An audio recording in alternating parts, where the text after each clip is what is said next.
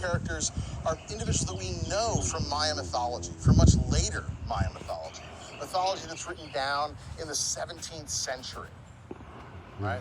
In which they talk about this monstrous bird, in that time named Bukub Kakish. Archaeologists like to call him the principal bird deity, because we see him quite often. The interaction is usually between this bird deity and this hero, a hunter, known as One Hunter, or Hunahpu, First Lord. He's always marked by this single black spot on his cheek. So here we have this version. Now, this version that we know from the Popol Vuh, this book written down in the 17th century, tells us about Hunahpu, right, this First Lord, First Hunter, shooting this bird out of the sky.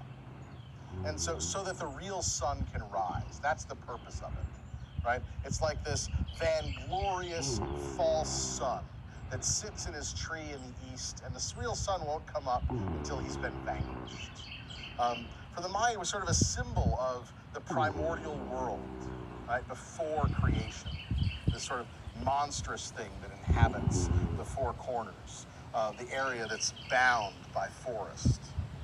Now, as we go along this wall, we see here he's making a sacrifice. He's actually running a tree branch through his genitals. That's where they let blood from. This is the blood of creation. I'll show another image in a moment, which is even more obvious. But he's doing so in a field of flowers. See these little blossoms, and these blossoms have little swirls of scent essentially rising up out of them. The whole bottom of the painting colored yellow from these flowers. But as we move down the wall, it's really like we're turning the pages of a book, right? Like we're getting to read this story. And we have that same bird. This part of the mural is broken, but you can see his wing is there. Here's the two-headed snake. The jewel that used to be on his forehead is now floating in the air, blood dripping off of it. The sacrifice that's being made here by our hero, our First Lord, our Hunahau, he has these great little birds tied to a basket on his back. He's actually floating just above the ground level. And he makes an offering of his own blood. You can see the gouts of blood coming from his wounds. And he makes an offering of a turkey. It's actually bent backwards. Here's its head, its little waddle, right? Here's its talons, its tail feathers, its wing. It has 3 stones piled up on it, and sort of smoke rising from these stones that are heating it. He's being cooked as an offering for this bird. And it's as though we turn the page once again. And we get another tree, right? One of these 4 trees in the 4 cardinal directions with another bird. In this instance, the bird snake is missing a head. It's floating there.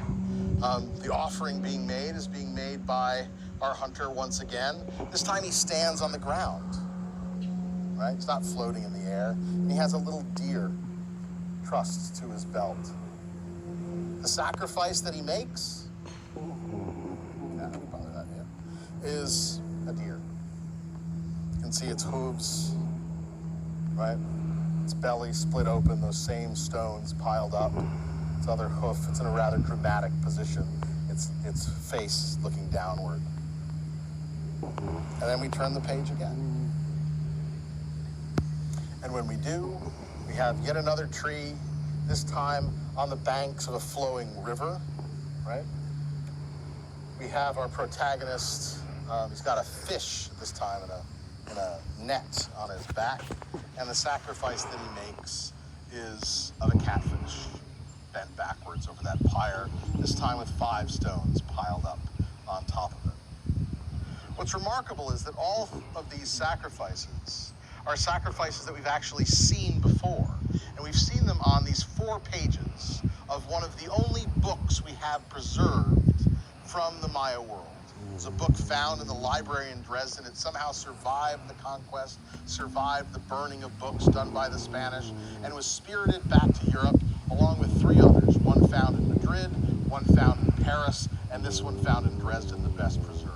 And on these 4 pages of the Dresden Codex, the bottom of each page which are called the New Year's pages, are a series of ceremonies that are done to renew the world